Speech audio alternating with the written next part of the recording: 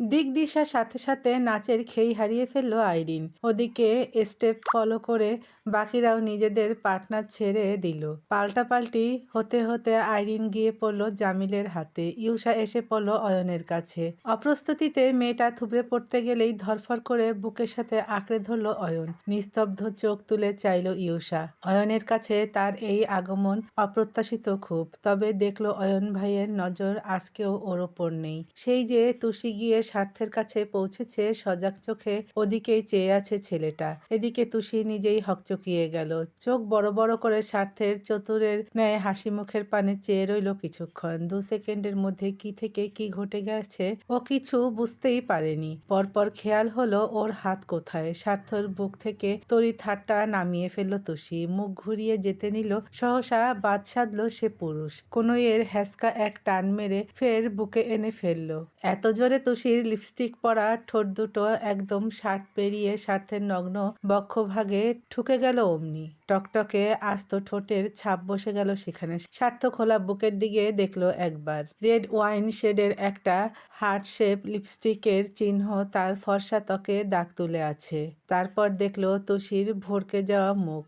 ভ্রু নাচিয়ে বলল, kiss mark তাও এখানে? আইরিন যেই আসতে নেবে জামিল হাত লম্বা করে আটকায়। ওহো মিস আয়োডিন, ওদিকে এখন যাওয়া যাবে না, আপনি আমার সাথে নাচুন। আমার নাম আইরিন। হোয়াট এভার, যাওয়া যাবে না, এটাই মেন পয়েন্ট। কেন যাওয়া যাবে না? পার্টনার চেঞ্জ হওয়া নাচের রুলস, আপনি ফলো করতে বাধ্য। এখন ঠিকঠাক স্টেপ রাখুন। এত বাজে পার্টনার আমি কোনোদিন দেখিনি। আইরিন আঙ্গুল তুলে বলল, শুনুন আমি অনেক ভালো নাচি, ওকে? তাহলে স্টেপ মেলাচ্ছেন না কেন? আইরিন অনিচ্ছায় নাচে মনোযোগ দিল। ইচ্ছে ঠেসে ঠুসে ঘুরল জামিলের সাথে। নাচে মন না থাকলে আমার হাতটা ছাড়ো অয়ন ভাই। নড়ে উঠল অয়ন। না আমি ঠিক আছি, সেটা আমি দেখতেই পাচ্ছি। ইউষা, তুই আজকাল বড়দের মতো হাবভাব করছিস, চুপচাপ নাচ। অয়ন কপাল কুঁচকে ইউষাকে ঘোরালো, তারপর নিয়ে এলো কাছে। অথচ মেয়েটার ভেতর তোলপাড় উঠে গেল অয়নের এই কাছাকাছি আসায়। সেই চেপে রাখা বুকের ব্যথা, ঢেকে থাকা অনুভূতি বর্ষার ন্যায় মেঘ বেয়ে ঝরে পড়ল আবার। অয়নের তপ্ত শ্বাস মুখে এসে লাগছে। বুকের সাথে কখনো শরীর মিশছে, কখনো বা পিঠ। এত কিছুর পরেও আগের মতো ও নিজেকে সামলাতে পারবে তো? তুষি নিজের হাত মোচড়ায়, ছটফটিয়ে বলে, আমি আপনার সাথে নাচবো না। সার্থক আদুচিয়ে বলে, নেচো না, হাতটা ছাড়ুন। ছাড়তে হবে? বলতে বলতে তুষির ঘাট থেকে চুলের গোছা সরিয়ে দিল সে। শিরশিরে অনুভূতিতে মেয়েটা সব জড়িয়ে গেল। কথাগুলো বেজে বেজে এলো, এখানে হাত হাত দেবেন না। স্বার্থ ঠোঁটের কোণ তুলে হেসে বলল, যেহেতু আমার কাছে এসেছো, এখন হাত ঘাড়ে দেব না, কোমরে দেব না, অন্য কোথাও দেব, আমার ব্যাপার না। তুষি কড়া চোখে তাকালো। অন্য কোথাও হাত দেব, এসব কি কথা? স্বার্থ বলল, এটা কাপল ডান্স, এখানে রোমান্টিক ভাবে তাকাতে হয়। এরকম খেয়ে ফেলার মতো করে কাকে দেখছো তুমি? তুষি মুখ ফিরিয়ে নিল। স্বার্থ বিদ্রুপ করে বলল, সেই ঘুরে ফিরে আমার বুকে এসে পড়েছ? তোমার উঠবি তোমাকে ধরে রাখতে পারলো না কেন? ওর শরীরে ইমিউনিটি কম। আপনিও তো আপনার আইরিনকে ধরে রাখতে পারলেন না, সেও তো গিয়ে আরেক ছেলের কাছে পড়েছে। তাই দেখেননি মনে হয়? সময় পেলাম কোথায়? এর মাঝেই তুমি এমন ভাবে গায়ে এসে পড়লে। আমি পড়িনি, আমার কোনো ইচ্ছে নেই আপনার গায়ে পড়ার। আচ্ছা? বলতে বলতে তুষির কোমরের বাঁকে হাত রাখলো স্বার্থ। মেয়েটার পৃথিবী শুদ্ধ টলে উঠল তাতে। কথা এঁকে বেঁকে গেল, বলল কোনো রকমে, হ্যাঁ তাই। ঠোঁটের কোণ বাঁকিয়ে ক্রুর হাসলো স্বার্থ। কোমরের পেছনে আঙ্গুলের জোর বাড়াতেই তুষির শরীরটা এসে ঢুকে এলো বুকে। হতভম্ব হয়ে বলল, কি কি কি কি এসব? স্বার্থ জবাব দিল না। ঝট করে তুষিকে ঘুরিয়ে দিতেই মেয়েটার শীর্ণ পিঠ ধরাম করে বুকে লাগলো তার। স্বার্থ একটা হাতে তুষির কোমর থেকে সামনের দিকে পেঁচালো, আরেক হাতে গলার নিচ পেঁচিয়ে ধরলো। পরপর ঘাট থেকে চুলের গোছা সরিয়ে রাখলো অন্য পাশে। তুষির শরীরে ঘূর্ণিঝড় বয়ে যায়। দ্রুত শ্বাস নেমে আসে বুকে। স্বার্থ লম্বা দেহ একটু নামিয়ে এনে নাকটা ঠিক ওর গলার ভাঁজে থামালো। স্পর্শ করলো না, শুধু চুলের ঝাপটায় বড় করে শ্বাস টেনে বলল, you smell like an addiction Tushi. You smell like you are mine. Swartha ফিসফিস করে এত দ্রুত বলেছে, অনুভূতিতে বেখেয়ালি তুষি ইংরেজির কিছু বুঝতে পারেনি। তবে মানুষটার অচেনা এই হাবভাবেই গা শিউরে উঠল তার। ফিরল আইঢাই করে বলল, কি কি কি কি বলছেন? গালাগালি দিয়েছেন?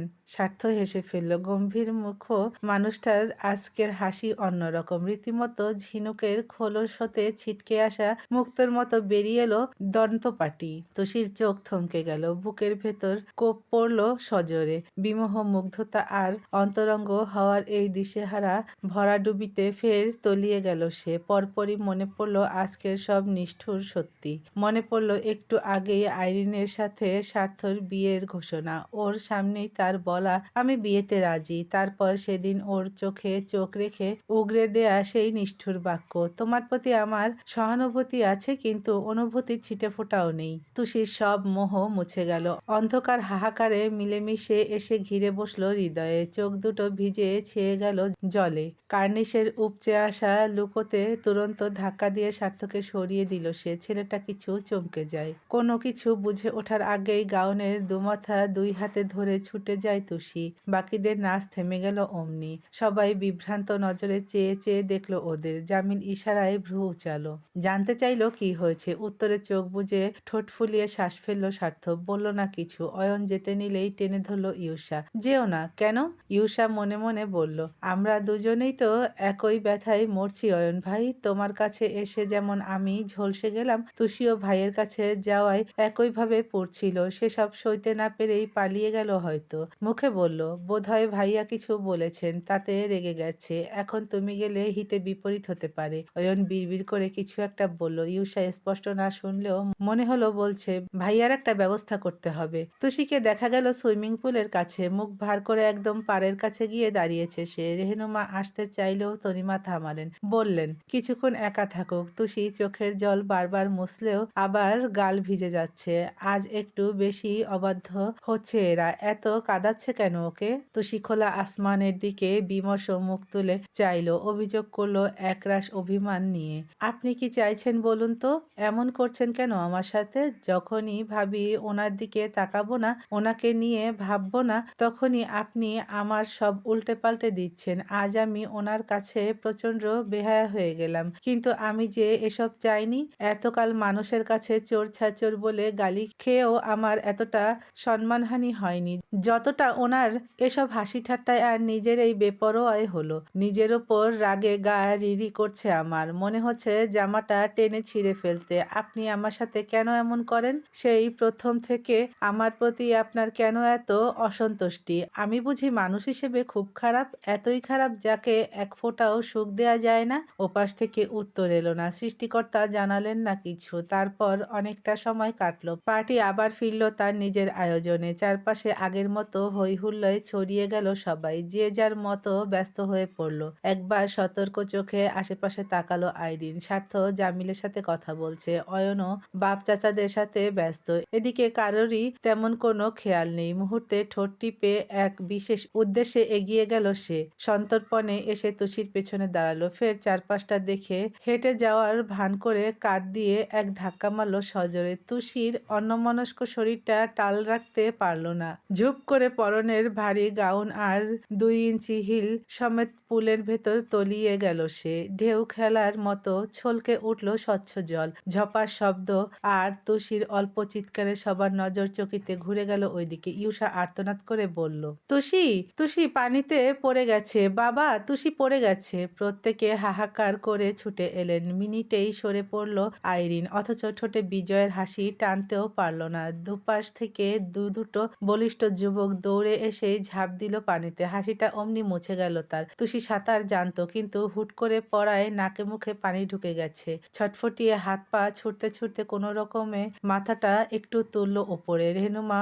আর্তচিৎকার ছুড়লেন, ওই তো আমার তুষি। তুষি যে সাঁতার জানে তা তো আর কেউ জানে না। সেজন্যই ভয়ে ভয়ে কেঁদে ফেললেন তারা। অয়ন আর স্বার্থ একই সাথে পানিতে নামলেও তুষি স্বার্থর কাছাকাছি ছিল। বড় বড় বাহু ফেলে সাঁতার কেটে অয়নের আগে তুষির কাছে পৌঁছলো সে। একেবারে থাবার মতো করে মেয়েটার ক্ষুদ্র শরীর টেনে কাছে নিয়ে এলো। তুষি পানি খেয়েছে, নাক মুখ বুজে আসছে কাশিতে। তার ওপর উচ্চতায় পানি অনেক গভীর হওয়ায় প্রায় মরমর দশা। খুঁটির মতো একটা আশ্রয় পেতেই ধরফরিয়ে স্বার্থের গলা দোহাতে জড়িয়ে ধরল সে। চোখে মুখে এত ভয় দেখে স্বার্থ মোলায়েম কণ্ঠে বলল, আমি আছি তুষি, কিছু হবে না তোমার, আমি আছি। মেয়েটাকে পাজা কোলে করে পুল থেকে উপরে উঠে এলো সে। সাথে সাথে সবাই ছুটে গেলেন। স্বার্থ তুষিকে নিয়ে ফ্লোরে বসলো। মেয়েটা কাশতে কাশতে নাজেহাল প্রায়। রেহনুমা কেঁদে ফেললেন। বাকিদেরও অস্থিরতা চিন্তায় একসা দশা। শওকত নেই এখানে, নাসিরের সাথে কোথাও একটা গিয়েছেন। সাইফুল উৎকণ্ঠিত হয়ে বললেন, তুই পানিতে কি করে পড়লি মা? এই তো দেখলাম এখানে দাঁড়িয়েছিলি। তুষি বুকে হাত দিয়ে শ্বাস নিতে নিতে কোনো রকম বসলো। একটু সময়ের জন্য চোখে অন্ধকার দেখেছে, দম আটকে গিয়েছে, মনে হয়েছে এখনই যেন মরে যাবে সে। দুর্বলের মতো মাথাটা মায়ের বুকে রেখে বলল, জানি না। মনে হলো কেউ ধাক্কা দিয়েছে। একটা চাপা শোরগোল শুরু হলো। কে ধাক্কা দিয়েছে প্রশ্ন সবার। তবে কথাটা শোনা মাত্রই স্বার্থের কৌতূহলী চোখ মুখ ঝিম ধরে গেল। ঘাড় ঘুরিয়ে এক পল ফিরে দেখলো নিজের পেছনে, যেখানে দাঁত খিচে দাঁড়িয়েছিল আইরিন। স্বার্থ তাকাতেই ফটাফট শির দ্বারা সোজা করলো সে। রোকসানা বললেন, এখানে তোমাকে কে ধাক্কা মারবে? আজব, পা পিছলে পড়েছ কিনা সেটা বলো। এমনি পড়েছ তো হিল, এসব সামলানো কি তোমার কম্য? সাইফুল গমগমে গলায় বললেন, তুই কি ভালো কথা জানিস না রোকসানা? দেখছিস মেয়েটার এই অবস্থা। যাকগে রেহনুমা, চলো আমরা বাড়ি যাই, আমি ভাইজানকে বলে আসছি। তুষি মায়ের বুকে লেপ্টে ছিল। ভদ্রমহিলা মায়ার হাত বুলাতে বুলাতে বললেন, মেয়েটা এখনো কেমন করে শ্বাস নিচ্ছে, দুর্বল লাগছে মনে হয়। এই অবস্থায় হেঁটে যেতে পারবে? স্বার্থ বলল, আমি নিয়ে যাচ্ছি। তুষিকে কোলে তুলতে দুহাত বাড়ালো সে। কোত্থেকে এসেই ঝপ করে সেই হাত চেপে ধরল অয়ন। ভ্রুকুসকে ফিরে চাইল স্বার্থ। ও ঠিক চোখের দিকে চেয়ে কঠোর স্বরে বলল, তুষি তো আমার হবু স্ত্রী, তাহলে আমাকেই বুঝতে দাও। তারপর স্বার্থর হাত দুটো ঝট করে ঠেলে সরিয়ে দিল অয়ন। ছেলেটা চমকায়, স্তব্ধ হয় বিস্ময়ের ঘায়ে। অয়ন আজ কোনো কিছুর কোনো তোয়াক্কা করল না। তুষির ক্লান্ত নিস্তেজ শরীরটা তুলে নিল দুহাতে। ভাইয়ের চোখের সামনে দিয়েই বুক চিতিয়ে উঠে দাঁড়ালো। একটা বিজয়ের সূক্ষ্ম হাসি ঠোঁটে মেখে পা বাড়ালো সদরের দিকে। কিংকর্তব্য বিমূঢ় হয়ে সেই প্রস্থান পথে চেয়ে রইল স্বার্থ। ইউষা, রেহনুমা, তনিমা, মিন্টো সকলেই চললেন তুষির পেছনে। চেনা জানা আরও কয়েকজন সাথে সাথে গেলেন। জটলা শেষ হলো, অথচ ওই একই জায়গায় মূর্তির মতো ঠায় বসে রইল স্বার্থ। কানের পাশে বারবার বেজে গেল, আমার হবু স্ত্রী, আমাকেই বুঝতে দাও। স্বার্থর স্তম্ভিত চোখ দপ করে ওঠে। ভেসে থাকে চোয়ালের হার। কপালের শিরা ফুলিয়ে হুট করে উঠে দাঁড়ালো সে। লম্বা পায়ে হেঁটে গিয়ে জুসবারের টুল টেনে বসলো। ওয়েটার শুধালেন, কি দেবো স্যার? স্বার্থ থম ধরে একটা সেলফের ওপর থাকা চকচকে বোতলের দিকে চেয়ে রইল 2 সেকেন্ড। পার্টিতে নার্সিরের কিছু ফরেইনার বন্ধুরা এসেছেন, যাদের জন্যই এই বিশেষ ব্যবস্থা করা আজ। ও বলল, হুইস্কি কিছু মেশাবেন না, বরফও না। লোকটি ঘাড় নাড়ালেন। বোতলের ছিপি খুলে উটকো গন্ধের ওই তরল সার্ভ করলেন গ্লাসে। এগিয়ে দিতেই স্বার্থ হাতের মুঠোয় তুলল। মাথার ভেতর গনগনে রাগে বেজে বেজে গেল, আমার হবু স্ত্রী তো, আমাকেই বুঝতে দাও। তারপর তুষিকে এইভাবে ছিনিয়ে নেয়ার দৃশ্যে দাঁত পিষে ধরল ছেলেটা। চট করে গোটা হুইস্কির ঝাঁঝালো তরলটুকু গলায় ঢেলে দিল স্বার্থ। না কাশলো না একটুখানি বিকৃত হলো চেহারা। খুব স্থির চোখে মেঝেতে রেখে বলল, আরেক গ্লাস। জামিল ওয়াশরুমে গিয়েছিল। শীষ বাজাতে বাজাতে এসে দেখলো পার্টি আর পার্টি নেই। চেনা জানা লোকেরা কোথায়? এর মাঝেই যে এত সব কাণ্ড ঘটে গেছে, বেচারা জানে না কিছু। হঠাৎ ওর নজর পড়ল জুসবারের দিকে। চোখ ফেটে বেরিয়ে এলো অমনি। হুড়মুড় করে সঙ্গে সঙ্গে ছুটে গেল ছেলেটা। স্বার্থের হাত থেকে বোতলটা টেনে ধরে বলল, আরে আরে, তুই ড্রিঙ্কস করছিস কেন? এই স্বার্থ, এই। নিচু মাথাটা তুলে চাইল স্বার্থ। চোখ দুটো অস্বাভাবিক ও খিকুটে ভেসে থাকা লাল রক্ত দেখে ভড়কে গেল জামিল। কি হয়েছে তোর? স্বার্থের দৃষ্টি আরো কঠিন হয়ে গেল। টান টান হলো শক্ত চিবুক। জামিলের চোখ গেল টেবিলের খালি গ্লাসগুলোয়। আজকে বলল, তুই তুই এতগুলো, ও মাই গড, কি করেছিস ভাই? ওয়েটার ছেলেটা পেছন থেকে বললেন, স্যার আমি কখন থেকে বারণ করছি, উনি শুনছেনই না। এত কড়াভাবে খাচ্ছেন, তাও এত বেশি, মানে বুঝতেই পারছেন। আমি আমি দেখছি। পাথর হয়ে বসে থাকা স্বার্থর কাঁধ ধরে ঝাঁকালো জামিল। এই স্বার্থ, কি হয়েছে বলবি তো? এত রেগে আছিস কেন? আর অয়ন ওরা?